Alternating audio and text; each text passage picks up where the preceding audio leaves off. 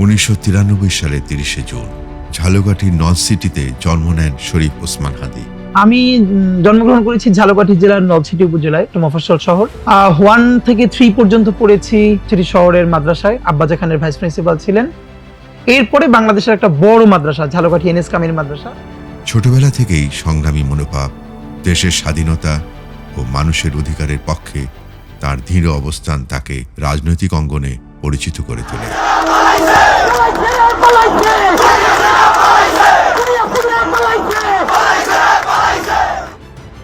ঢাকা বিশ্ববিদ্যালয়ের শিক্ষার্থী হিসেবে তিনি ছাত্র আন্দোলনে সক্রিয় হন এবং জুলাই গণ অভ্যুত্থানের অন্যতম নেতা হিসেবে অন্তিত হন। ফ্যাসিবাদ, আধিপত্যবাদ ও অসমতা প্রতিরোধ করাই আমাদের কাজ, এই ছিল তাঁর জীবন দর্শন। ইনকলাব মঞ্চের মুখপাত্র হিসেবে শরীফ ওসমান হাদী দেশের উন্নয়ন ও মানুষের অধিকারের জন্য এক সংগ্রামী কণ্ঠ হয়ে ওঠেন।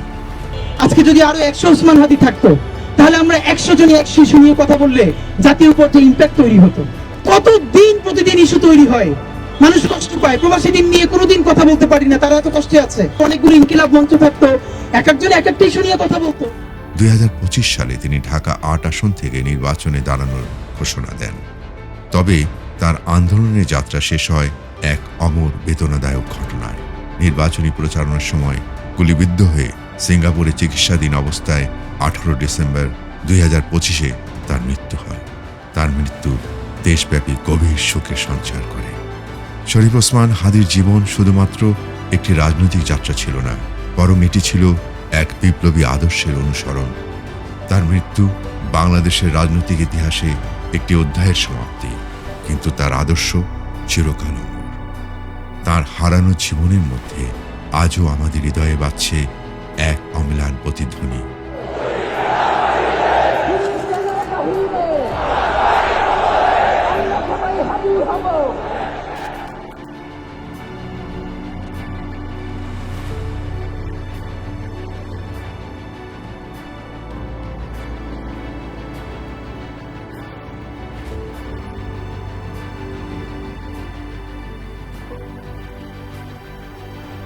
শরীফ ওসমান হাদী যে ন্যায়ের জন্য লড়াই করেছেন, সেই ন্যায়ের আলো আজও আমাদের পথ দেখাচ্ছে। তার সংগ্রাম ছিল না শুধুমাত্র রাজনৈতিক, এটি ছিল এক জাতির জীবনে পরিবর্তন আনার জন্য অপরিহার্য এক মন্ত্র। আজও যখন আমরা তার নাম স্মরণ করি, মনে হয় যেন তার আত্মা আমাদের সঙ্গে কথা বলছে। রাষ্ট্র সে বিভিন্ন কারণে জুলাই বিক্রি করে দিতে পারে, রাজনৈতিক দলগুলো বিক্রি করে দিতে পারে, কিন্তু কিছু ছেলে মেয়ে তো থাকা দরকার, তারা তাদের চেয়ে, তাদের জীবনের চেয়ে তারা দেশকে, দেশের স্বাধীনতা সার্বভৌমত্বের জন্য কাজ করবে। তার রেখে যাওয়া আদর্শ, সাহসিকতা এবং এক মহান বিপ্লবী চেতনা আমাদের হৃদয়ে বেঁচে আছে। একে একে প্রজন্মের পর প্রজন্ম তাকে স্মরণ করবে। শরীফ ওসমান হাদী ছিলেন এক জীবন্ত চিত্র, যারা আমাদের দেখিয়েছেন যে সংগ্রাম কখনোই বৃথা যায় না। হাদী হত্যার বিচারের দাবিতে রাজধানী শাহবাগে টানা বিক্ষোভ চলছে। এই বিক্ষোভে অংশ নেয় বিভিন্ন শিক্ষা প্রতিষ্ঠান, শিক্ষার্থী, জুলাই যোদ্ধা ও সাধারণ জনতা।